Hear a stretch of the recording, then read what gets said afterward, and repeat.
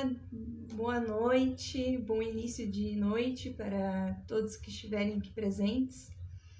Vamos começar então a nossa primeira atividade aqui aberta para todos. Então, eu vou convidar inicialmente o professor Elton para participar conosco.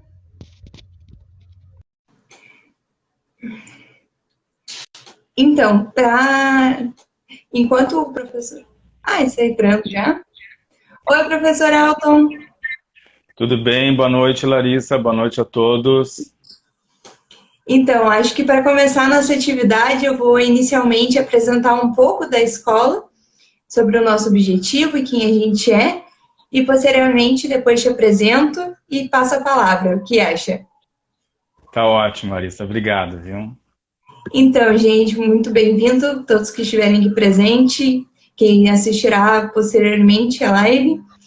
Então, a gente é um coletivo de professores que estudam diversas áreas da filosofia e o nosso objetivo com o Instagram e com as demais atividades que vocês virão acompanhar é trazer a filosofia para além dos moldes da universidade, levar como pensar a filosofia dentro das escolas e principalmente como esse monte de teorias que tem um monte de livros, um monte de pensadores, ela move a nossa vida na prática, aqui, agora, e o que ela pode nos fornecer, o que ela pode nos contribuir. Vocês também sintam sempre muita vontade para interagir conosco, nos mandar mensagens, porque esse é o nosso objetivo, trazer uma filosofia que ultrapasse, que vá além.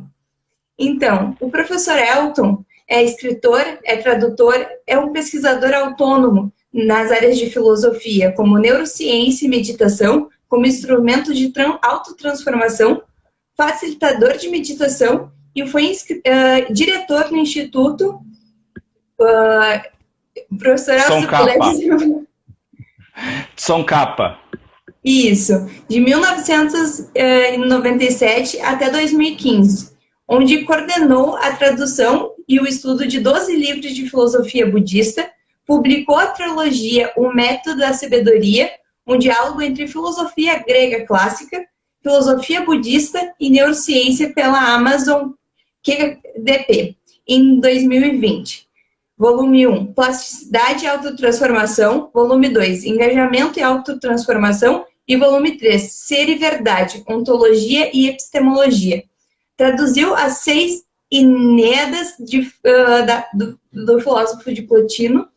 E seu último livro, As 7 Leis para Despertar o Potencial da Mente. É uma síntese do método da sabedoria e será publicado em breve. Atualmente, além de facilitador de meditação, é membro do conselho da Fundação Juniper CA, Seção Brasil, e coordena a publicação de 12 obras de filosofia da Escola de Filosofia e Meditação da Fundação.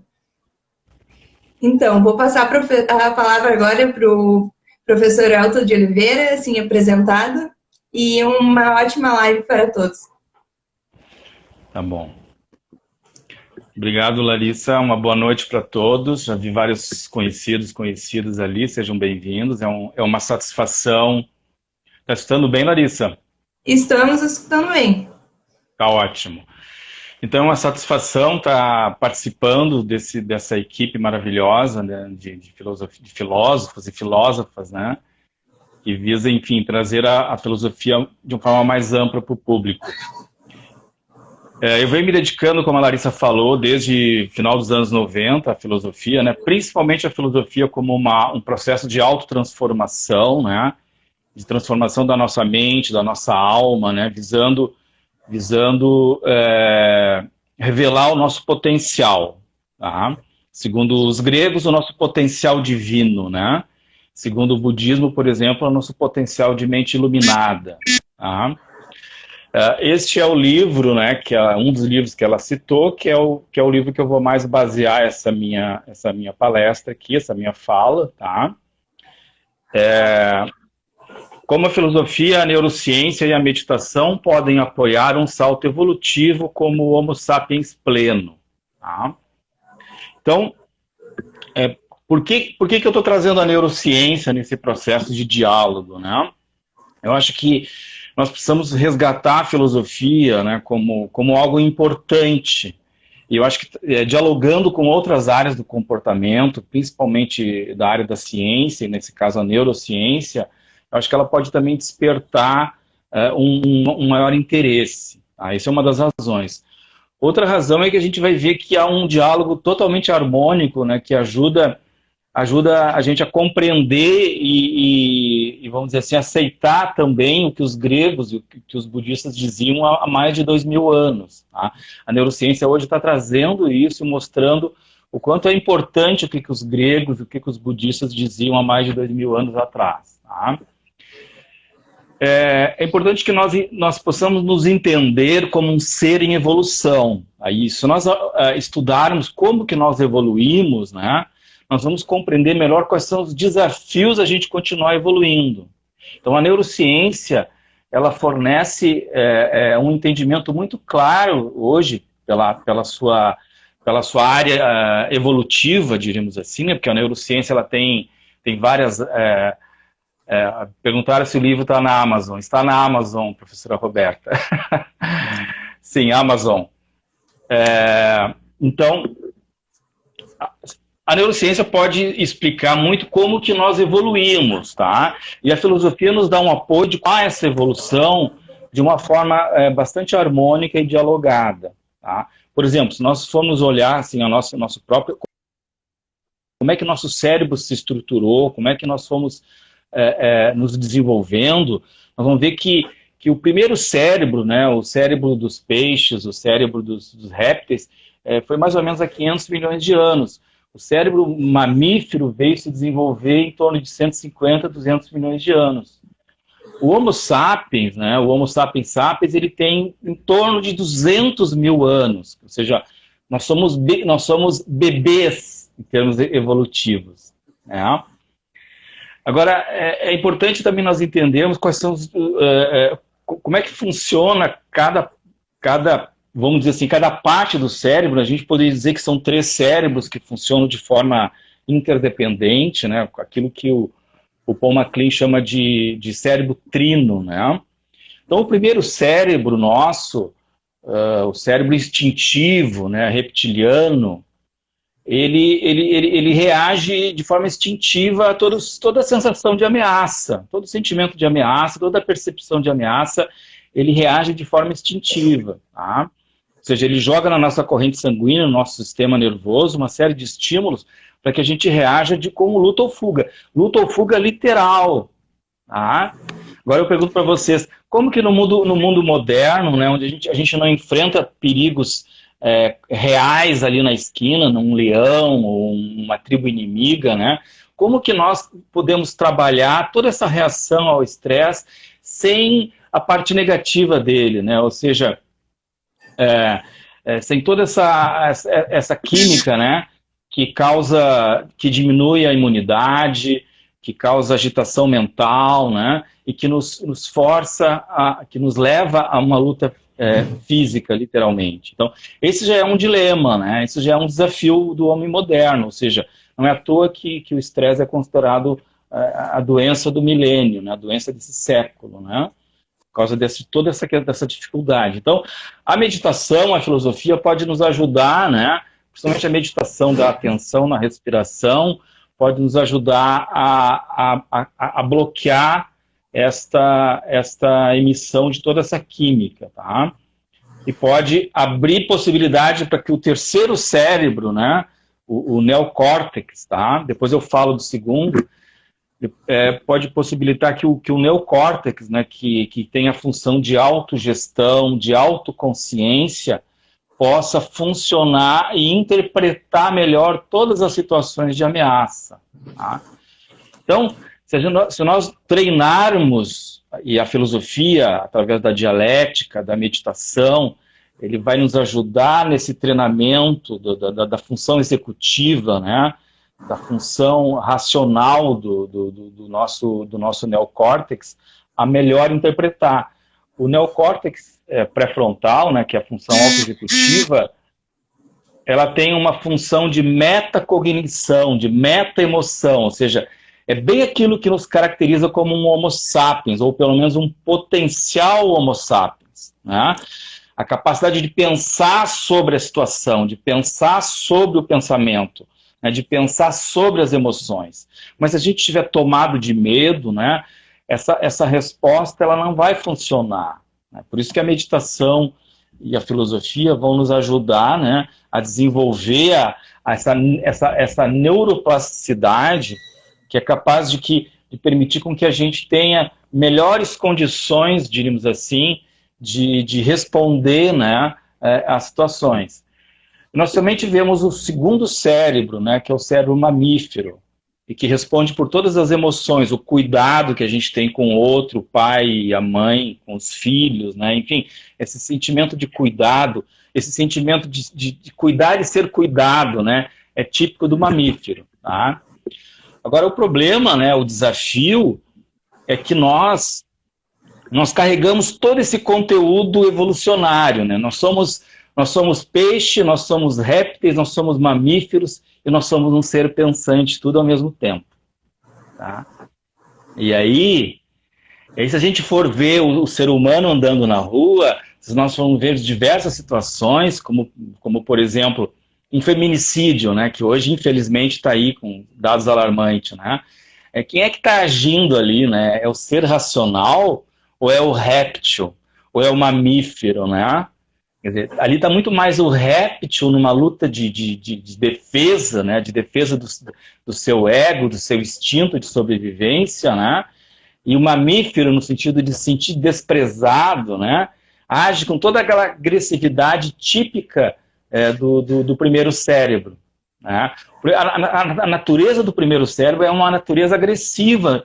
Ele tem esse potencial agressivo, ele não é só agressivo, ele é agressivo quando ele se sente ameaçado. Tá? Então, essa hierarquia, né, instável entre os três cérebros, permutável, né, entre desejo, pulsão, racionalidade, né, esse desejo e afetividade, eles invadem, né, essas outras instâncias. Tá?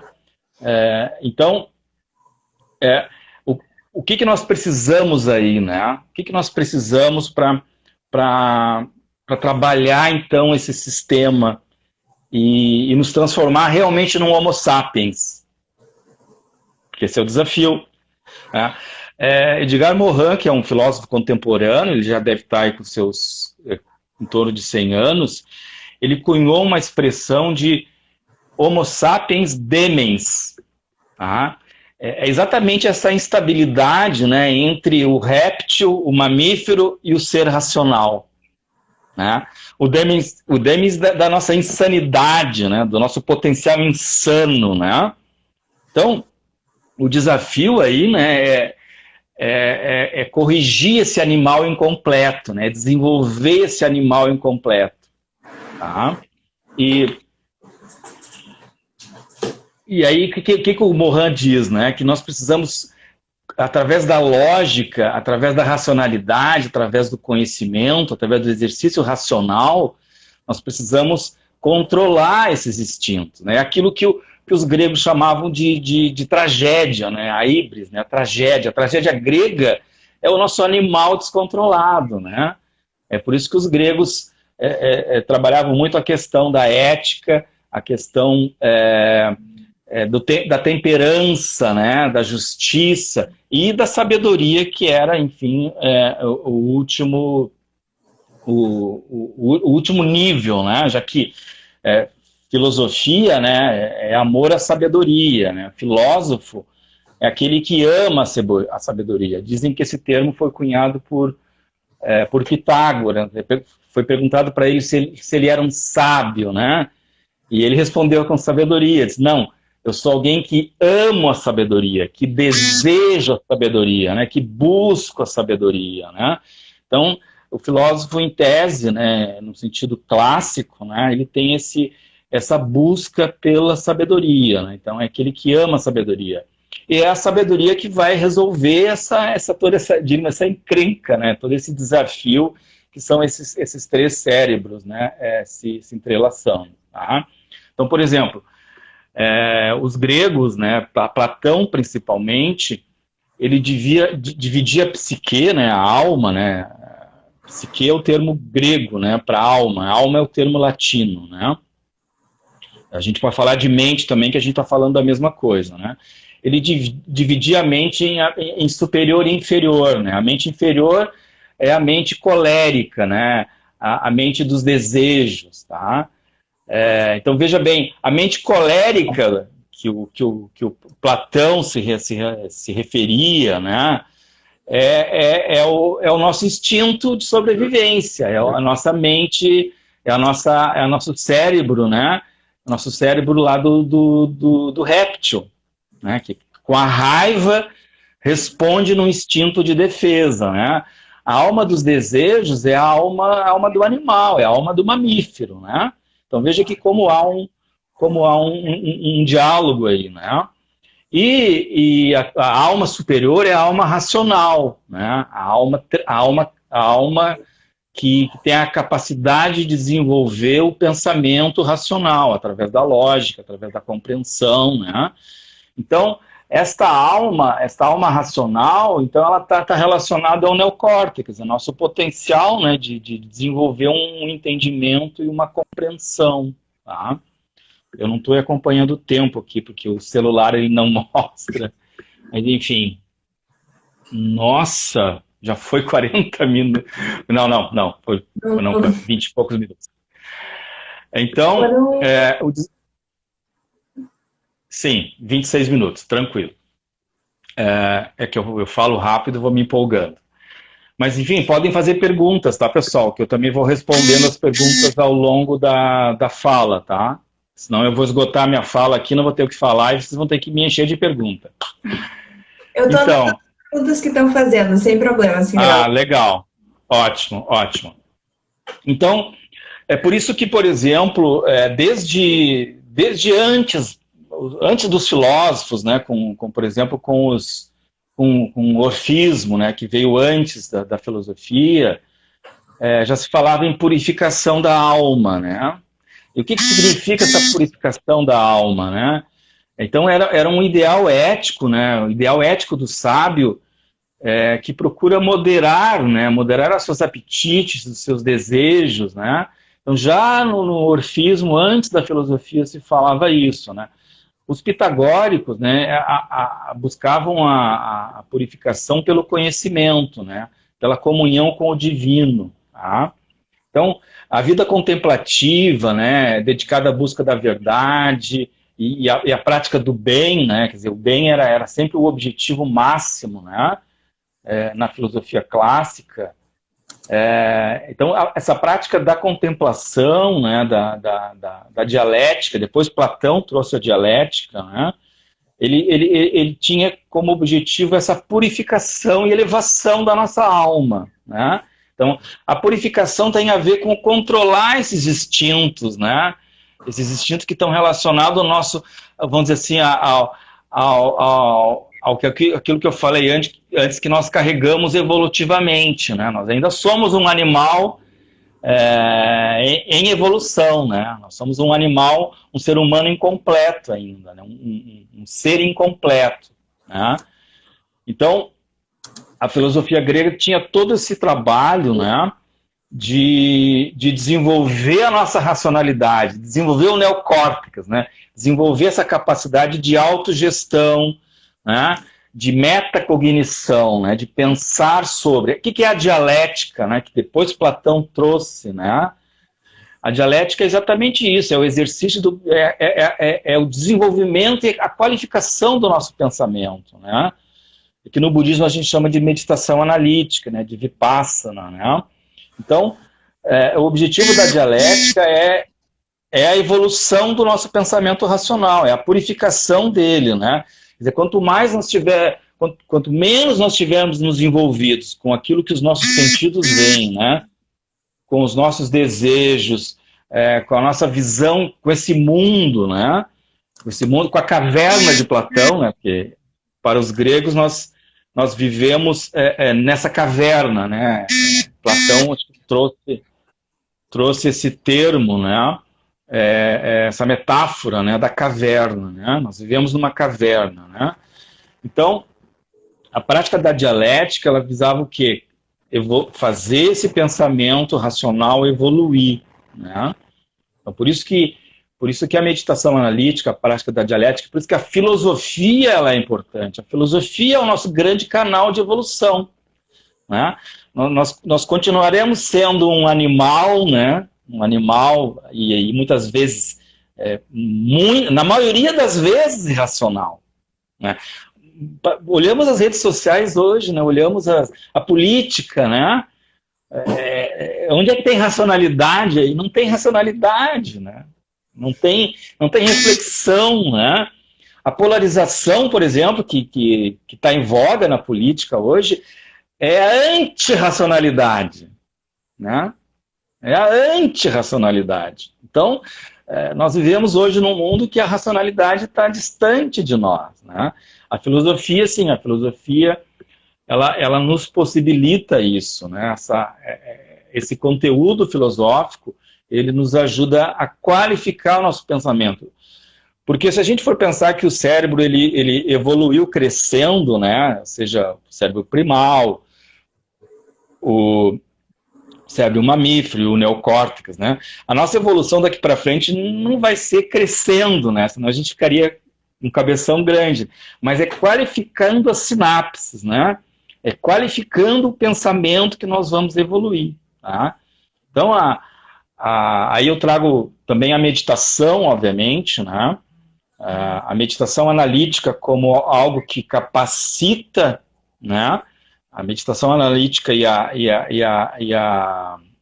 dialética que capacita o neocórtex na nossa autogestão, né? Na nossa metacognição, na nossa meta-emoção, né? E a meditação de atenção, né? Que qualifica a nossa atenção e que nos ajuda a desligar todas as nossas reações instintivas, todas as nossas reações emocionais, né? A atenção, ela tem o poder de regular o nosso estado emocional, né?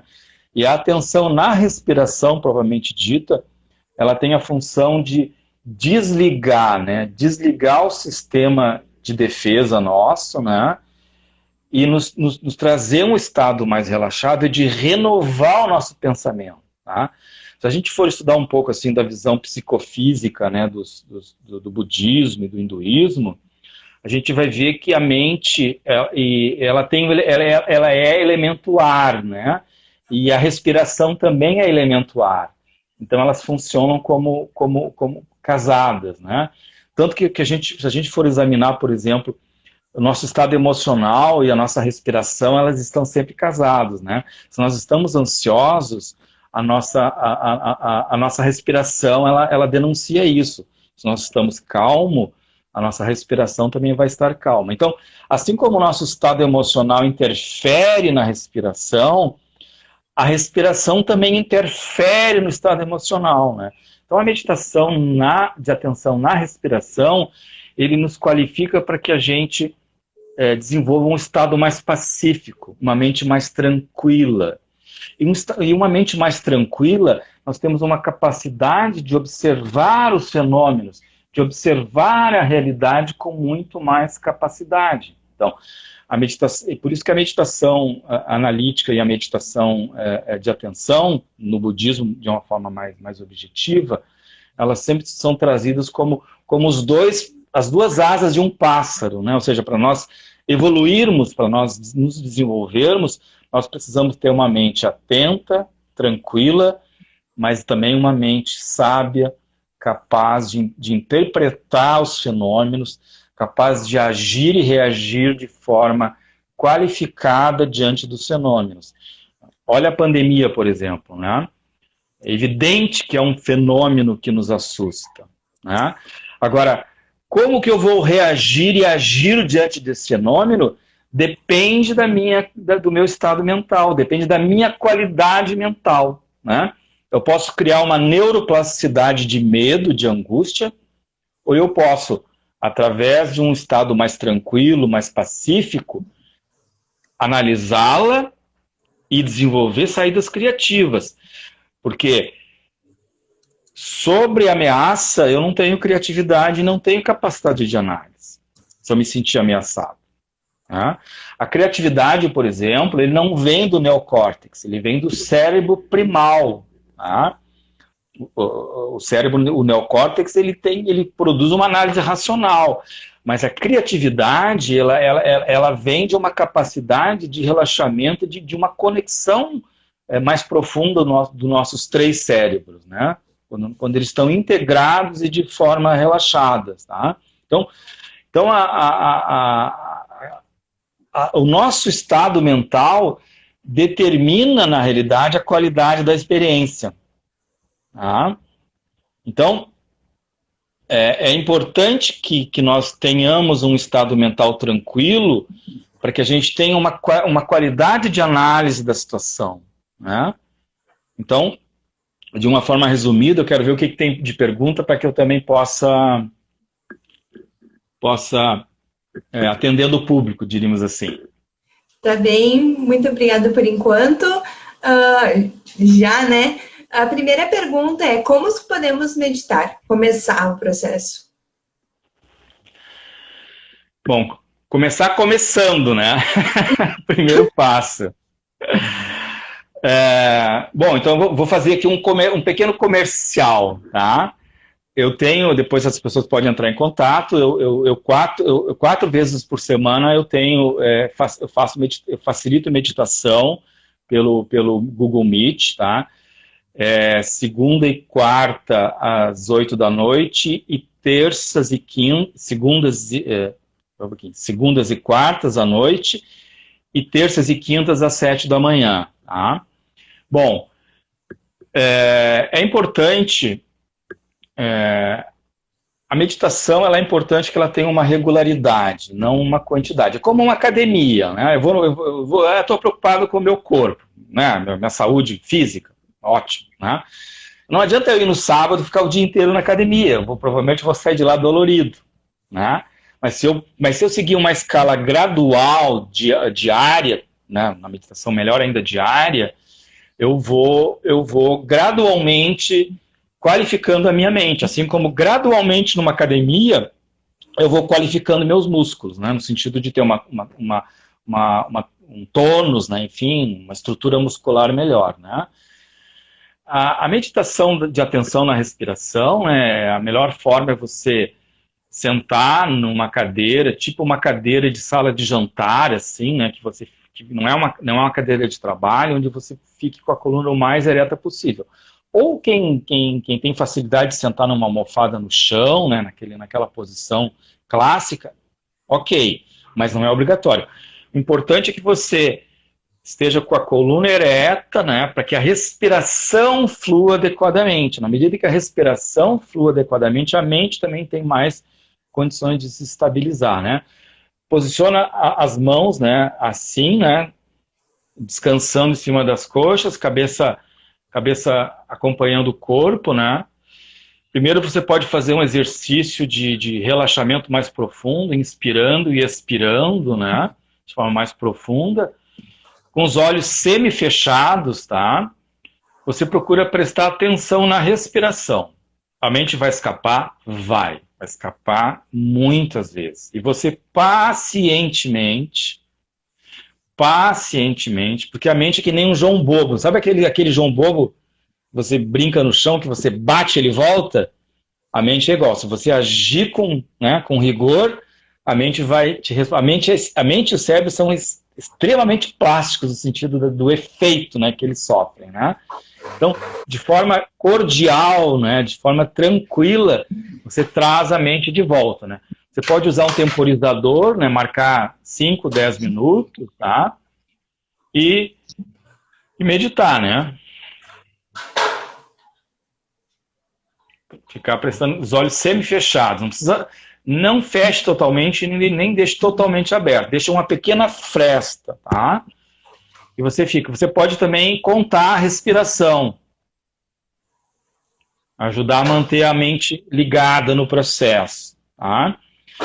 Óbvio que também é importante que você tenha a meditação analítica, tá?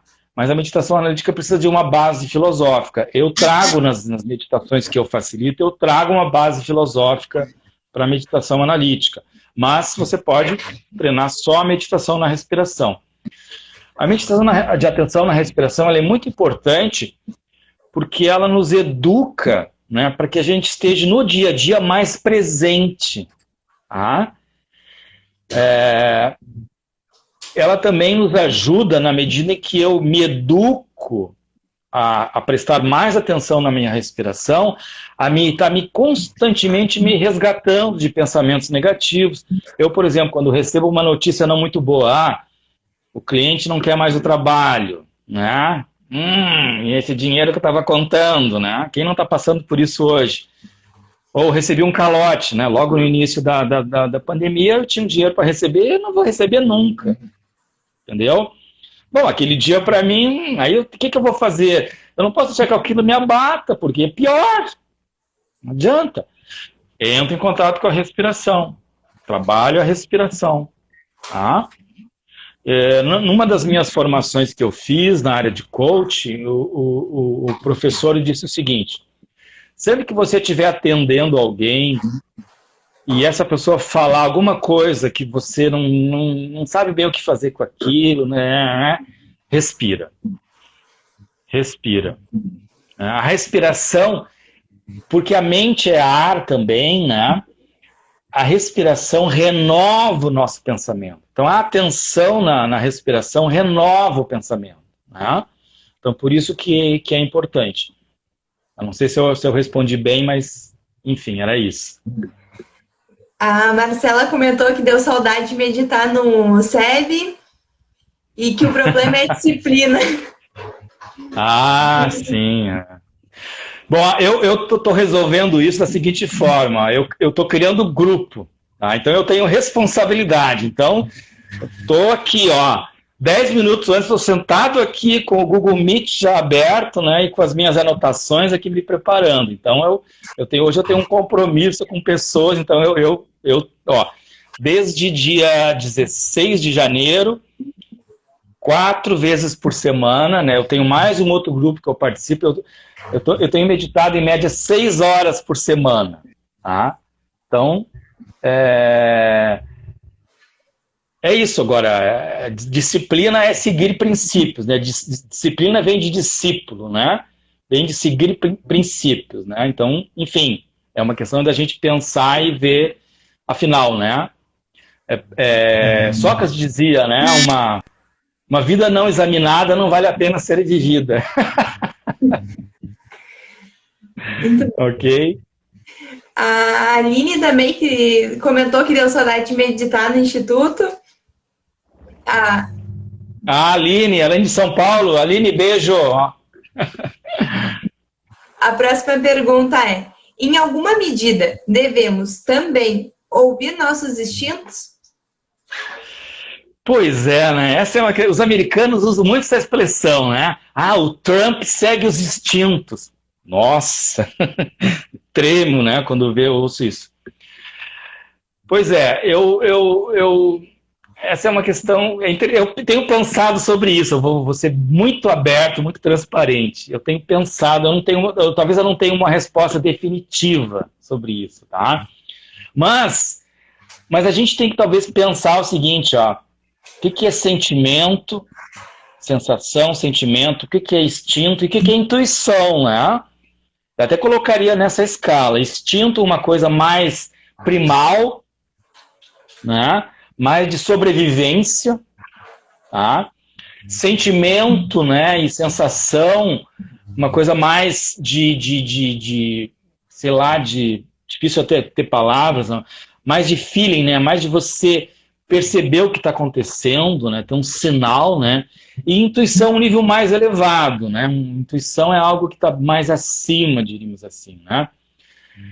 Eu diria que a gente tem que seguir um pouco do nosso sentimento, um pouco do nosso feeling, né? Eu não usaria tanto a palavra instinto, porque eu acho que instinto está uma coisa,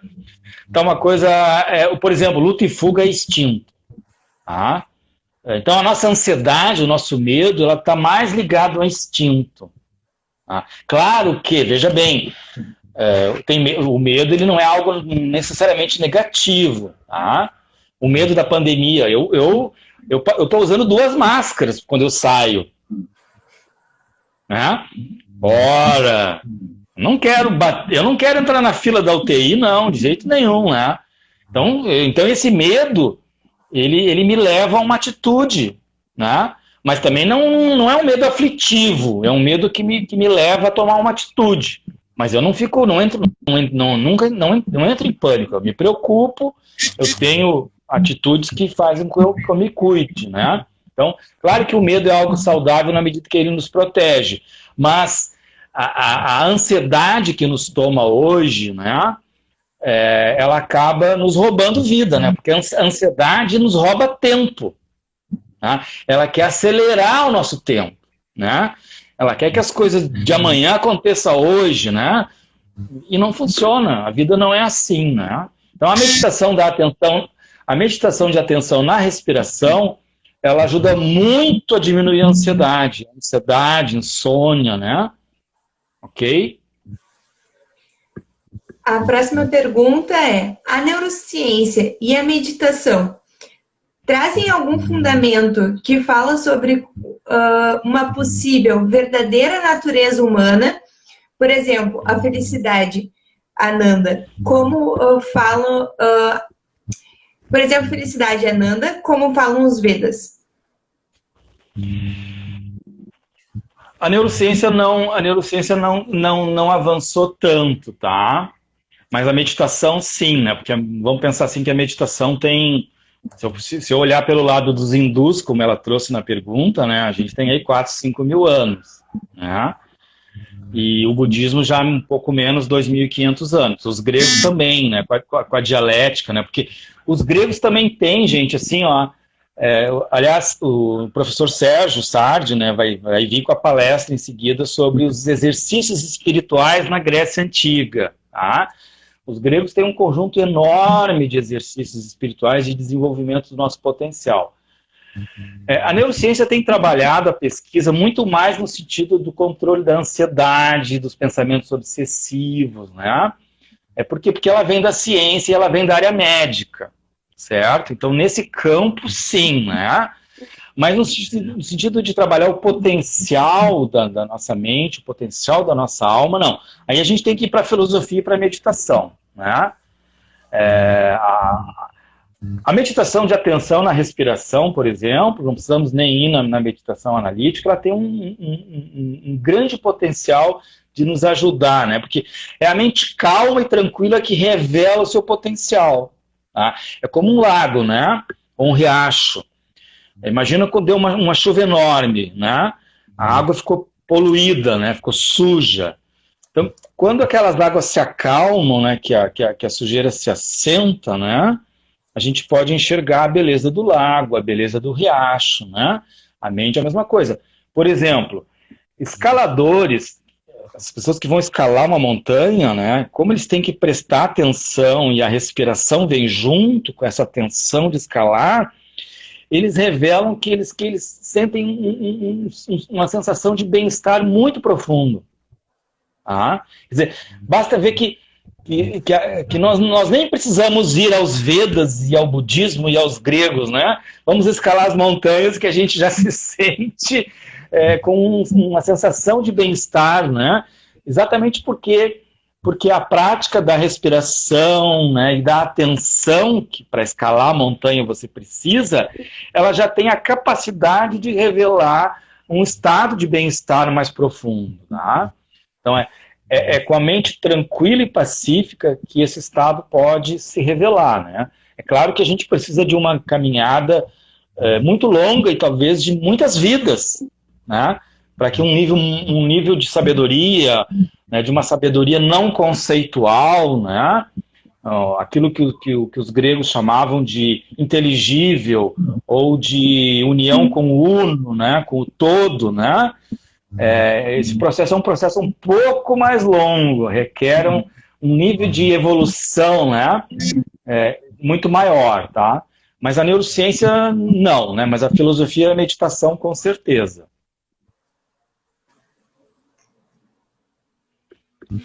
Certo. A próxima pergunta é: o sábio suprime seus desejos ou os engloba em busca da verdade? Excelente pergunta, excelente pergunta. O sábio superou seus desejos deste mundo, né? O desejo por status, o desejo sexual, tá? Enfim, o desejo mundano em geral, né? Ele já superou isso, tá? Então, se ele não se iluminou ainda, né? Se ele não revelou todo o seu potencial ainda, se ele é uma pessoa que está em busca da sabedoria, mas ele, vamos dizer assim, ó, os gregos falavam em conversão, né? O que significa conversão? Não tem nada de fanatismo, porque hoje a conversão virou uma coisa fanática, né? Fé e pai, não sei o que. Não, tem nada a ver com a conversão tratada hoje. Mas o que é conversão? É eu tirar os olhos deste mundo, né? Eu renunciar a este mundo. O budismo usa a palavra renúncia. Olha que eu já me entreguei agora. O budismo usa a palavra, que é a mesma coisa, tem o mesmo sentido. Eu abandonar, e abandonar é no sentido de que ele não tem mais importância para mim. Não é crença. Não é uma fé. Tá? A fé, não que fé não seja importante, mas a fé dissociada de uma evolução do pensamento, de uma evolução do conhecimento, ela vai para o fanatismo. Né? É como eu, por exemplo, querer passar num concurso público ou no vestibular, e eu tenho muita fé e eu não estudar, né? Não vai passar, né? Então, sim, o sábio, se ele não é um sábio, mas ele está trabalhando para ser um sábio, mas ele já renunciou, ele já se converteu, né? Ele tá numa caminhada mais adiantada, o desejo dele, né? Tanto que o amor pela sabedoria, do termo filósofo, do termo filosofia, é desejo, né? Amor é desejo, ok? Vamos lá pro mito de Eros, né? Para filosofia, para pré-filosofia, né? Amor é desejo. Então, amar a sabedoria, desejar a sabedoria. Então, toda a tua energia de desejo é voltado para este caminho, né? Então, sim, aquele que está num nível mais evoluído, que já renunciou, que já se converteu, ele já abandonou o desejo por este mundo. Tá? Certo. E a próxima pergunta é: se uma mãe é capaz de matar para salvar um filho, qual o cérebro que está agindo com maior força nesse momento? A raiva ou o amor incomensurável? Ou os dois? Estou falando de situações, por exemplo, um assalto. Sim. Sim. Veja bem, a raiva nesse sentido, ele pode não ter um caráter negativo, né? No sentido de que ela é instintiva, né? Ela é algo nosso. Aí nós temos um ser mamífero, né? Um instinto mamífero, né? De defesa. Tá? E isso a gente já viu, né? Esses dias eu vi um documentário de uma mãe que lutou contra um leão, né? Esses leões que tem aqui no Brasil e nos Estados Unidos, né? Acho que foi lá nos Estados Unidos, para defender o filho. Ela conseguiu salvar o filho e ela resistiu até receber a notícia de que o filho estava bem, salvo. Ela morreu exatamente naquele momento que ela soube da notícia, né? Então, isso é uma evolução do réptil, do mamífero, né? Porque pode ver que no réptil a gente vê muito pouco cuidado. A tartaruga põe os ovos na praia e se manda, né? Vai ali, cava, põe os ovos e se manda. As tartaruguinhas nascem e se elas não conseguirem chegar na praia, se não for comida antes, deu, né? Então a gente vê no réptil quase nenhum cuidado. No mamífero, não, né? A gente já vê, é uma evolução, tá? Agora, claro, né, gente, nós estamos diante de uma situação muito específica, né? Onde aí o instinto ele tem um sentido positivo, tá? Mas em grande parte hoje o instinto ele não tem um sentido positivo, né? Não tem um instinto positivo, tá? Certo. E o instinto de proteção? Por exemplo, quando estou a expressar uma emoção que para mim é válida.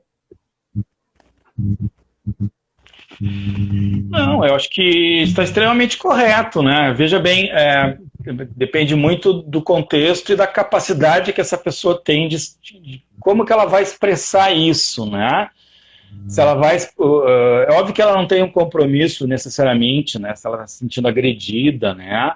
Se ela está se sentindo ameaçada, enfim, né? Eu acho que, claro, quanto mais a gente estiver preparado, né?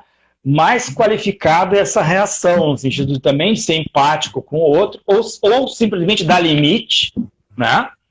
Dar limite é algo extremamente saudável, né, gente? Dar limite não tem nada de agressivo, né? Então, por exemplo, a gente vê a questão assim, a sociedade, essa coisa hoje que nós temos que combater o mal, né? Essa coisa que a política e a religião hoje, enfim, por exemplo, no princípio budista, até o princípio católico também, quando fala que Deus é amor, né? A gente não combate o mal, a gente só cria o bem, né? É como uma sala escura, né? Como é que a gente resolve a escuridão de uma sala, né? Acendendo a luz. Não tem como você combater a escuridão, não se combate o mal. Essa é uma coisa um pouco que a religião, né? Ela acaba, enfim, criando todo um dogma, né? Essa coisa do mal, né? Essa dualidade, né? Do bem e do mal, né? Agora, claro que a questão de dar limite a quem está fazendo algo que é maléfico, isso é extremamente correto e civilizado, né? A filosofia na Grécia, ela criou, foi fundamental, né? A polis, né? Os primeiros filósofos, eles desenvolviam a constituição dos municípios. Parmênides foi um, né? Os chamados poetas, que foi bem naquela transição ali para a filosofia. Por quê? Porque eles eram pensadores que tinham capacidade de estruturar uma convivência harmônica numa cidade, né? Então, é evidente que essa reação emocional, né, ela é importante, e agora ela tem... Se eu colocar toda uma confusão minha ali também, toda uma mágoa minha, toda uma emoção antiga ali, né, pode ser uma reação equivocada, evidente, né, e é humano isso, né? Mas se eu estiver dando limite, ou se eu estiver simplesmente me defendendo, né, eu acho que é uma coisa extremamente correta, extremamente válida, né? Mas, claro, quanto mais evoluído eu for, melhor vai ser a minha capacidade de colocar esse limite, né? Enfim. E seria o famoso mindfulness o avanço da meditação na neurociência? Sim, sim. Mindfulness, né? Que se traduz como plena atenção, é o termo utilizado, o termo que a ciência, né? Que a neurociência trouxe, né? Que eu chamo de meditação de atenção na respiração, principalmente, né? Meditação em concentração, né? É que o mindfulness ele é tratado muito mais no campo da neurociência para tratar ansiedade, né? Para tratar pensamentos obsessivos, né? Todo esse insônia, né? Extremamente saudável para isso, né? Então, sim, mindfulness é exatamente isso. É atenção na respiração, principalmente, tá? Certo. Será que poderíamos deduzir, então, que a evolução da nossa espécie se deu graças ao cuidado e não à lei do mais forte, como dizia Darwin? Claro! Eu nem sei se Darwin dizia isso, tá? Eu andei estudando Darwin quando ele fez 200 anos e eu acho que a gente faz muita confusão com Darwin, tá?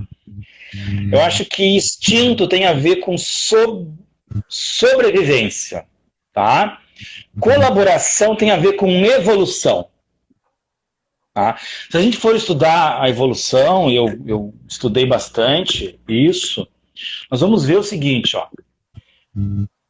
Como que nós evoluímos? Né? O Homo habilis evoluiu porque ele trabalhava ferramentas, né? Mas agora o Homo sapiens, o grande salto evolutivo dele, né? Ele se deu por um conjunto de razões, né? principalmente o seguinte, ó, como ele foi desenvolvendo ferramentas mais eficazes, né, principalmente para caçar, e foi caçar em grupo, ele passou a viver mais, ter mais qualidade de vida e ter uma vida mais longa.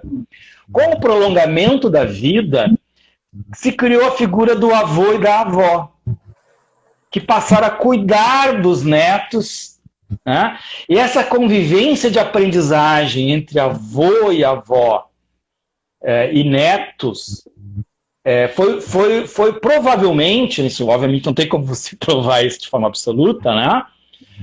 Uma das razões do grande salto da criação da linguagem, da evolução do neocórtex, né? De toda a nossa evolução, tá? Então, é a colaboração que está ligada à evolução. Tá? A sobrevivência, sim, ela está ligada à competição.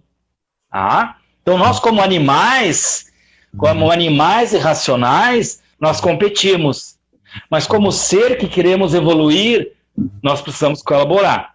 Tá? Por exemplo, a inovação, quem entende do mundo organizacional aí, né? Inovação é um processo colaborativo. Ninguém inova sozinho. Tá? A internet foi criada, né? As grandes criações foram criadas a várias mãos e cabeças. Tá? Então, isso é fundamental. A sobrevivência está ligada à competição. Agora, a evolução está ligada à colaboração, à empatia, à compaixão, ao amor pelo outro, ao cuidado pelo outro. Tá? Certo. A Marcela avisou que essa perspectiva do cuidado lembrou muito do Humberto Maturana. Sim, claro, sem dúvida. E, por fim, queria reforçar o pedido para fazerem as últimas perguntas, porque estamos quase chegando em 1 hora de live. Temos menos de 8 minutos. Eu vou fazer uma última pergunta por enquanto. Se vier mais alguma pergunta que queira ser feita, a gente tenta encaixar também. Por que o interesse no diálogo da neurociência e a filosofia? É um pouco do que eu falei bem no início, né? Eu acho que a neurociência, com o estudo do cérebro e das funções do cérebro, ele torna a filosofia, vamos dizer assim, muito mais creditível, diríamos assim. Para mim, eu não preciso disso. Tá? Mas eu acho que a sociedade precisa. A sociedade hoje, ela olha muito mais para a ciência do que para a filosofia. Então, eu acho que a questão de você trazer também a neurociência para o diálogo, né? Ela nos ajuda a abrir um interesse maior pela filosofia. Tá? E também acho que a gente se pensar como um ser, eu acho que olhar para nós como que a gente evoluiu, e acho que isso eu coloco de forma bastante detalhada no meu livro, a gente olhar como nesse cérebro trino, né, nesses 3 cérebros, a gente vai compreender quais são os desafios para a gente continuar evoluindo. Porque essa história de que nós somos um homo sapiens, balela, né? Nós somos um sapiens demens, como disse o Edgar Morin. Ou seja, nós temos potencial de sabedoria, mas também nós temos insensatez, né? Nós temos a tragédia grega presente na nossa vida, né? Então, acho que é por isso que eu me interessei, né? No sentido de atualizar um pouco a filosofia, dialogar, né? Com essas novas descobertas que estão aí. Então é isso. Temos mais 5 minutos. Bem, queria então, não veio mais perguntas, então agradecer por trazer esse brilhante conhecimento, essas conexões das áreas, por responder essa quantidade enorme de perguntas. Vou aproveitar esses últimos 5 minutos para... Pessoal, eu não estou ouvindo agora. Não está ouvindo? Eu não estou te ouvindo, Larissa. Tá. Alguém poderia dizer se está ouvindo? Você me escuta? Escuto, tranquilamente. Tá, então eu não vou conseguir entender. Se tu está fazendo alguma pergunta, eu não vou conseguir entender. Pode digitar ali se tu quiser, de repente, se for possível. Estou tentando receber um feedback se alguém está me escutando. Aí, se alguém responder, eu dou os encaminhamentos. Sim, tá. A princípio, estamos escutando, então. Eu vou tentar avisando por digital aqui para ti. Enfim, queria fortalecer o agradecimento pela tua presença, professor Elton, e informar que dia 16 a gente terá outra live com o Rafael, pegar aqui o tema, com o André Ribeiro, quer dizer, Introdução à Ética, apresentação das principais correntes do pensamento sobre a moral. E que o curso do Elton vai começar agora no dia 16 de abril sobre a neurociência, filosofia e meditação. Está no nosso Linktree na bio. Por fim, a gente queria agradecer todas as pessoas presentes aqui hoje que puderam disponibilizar esse tempo para estar conosco. A quem irá assistir futuramente, vamos tentar deixar a live gravada e disponibilizar. Então, por enquanto, acredito que seja isso. Muito obrigada a todos e todas, e principalmente ao professor Elton.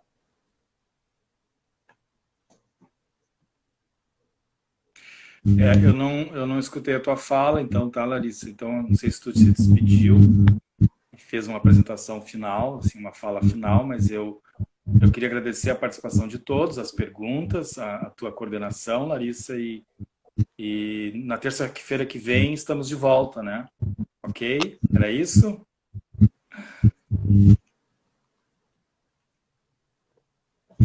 Então, tchau, gente. Muito obrigada novamente.